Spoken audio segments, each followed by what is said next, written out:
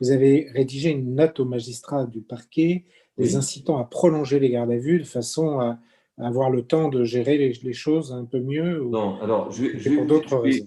j'ai déjà été interrogé sur cette question par la commission sur l'indépendance de la justice. Je me suis expliqué à de très nombreuses reprises sur cette note que j'ai sous les yeux. Cette note n'est pas une note signée du procureur de la République.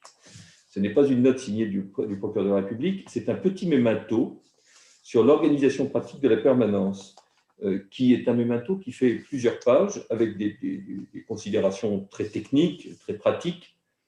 Et en effet, il y a un passage dont je confesse d'ailleurs, mais c'est toujours facile de dire les choses, je dirais, de voir les choses à froid 2 ans après, dont je confesse peut-être une certaine maladresse dans la rédaction, mais je vais vous en expliquer l'objectif.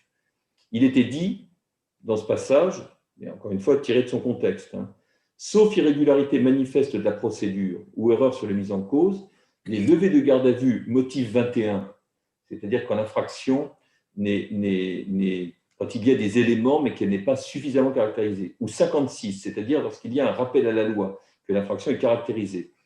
Donc, les levées de garde à vue doivent être privilégiées le samedi soir ou dimanche matin afin d'éviter que les intéressés grossissent à nouveau les rangs des fauteurs de troubles.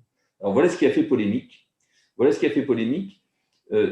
C'était une recommandation, je dirais, un peu de bon sens, puisque c'était de dire, lorsque le samedi, on appréhende quelqu'un le samedi après-midi qui a commis des violences au cours de la manifestation, il vaut mieux attendre la fin de la manifestation avant de lever la garde à vue pour éviter, je dirais, une réitération trop rapide des faits, une réitération éventuelle des faits. Bon, tout ça a été exploité, sorti de son contexte. Moi, ce que je peux vous dire, c'est que nous avons joué notre rôle de garant des libertés individuelles. Nous avons toujours été extrêmement attentifs, bien sûr, à ne pas faire durer les gardes à vue de façon injustifiée.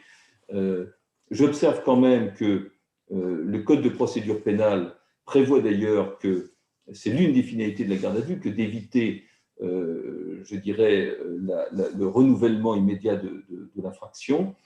Je confesse, encore une fois, que cette formule peut être maladroite parce que dès lors qu'une infraction est insuffisamment caractérisée, la garde à vue doit être levée dans les meilleurs délais et très rapidement. C'est ce qui a été fait d'ailleurs en pratique, puisque personne n'est venu se plaindre d'une garde à vue qui aurait duré trop longtemps ou qui aurait en tout cas été injustifiée dans sa durée. Il y a eu cette formule maladroite.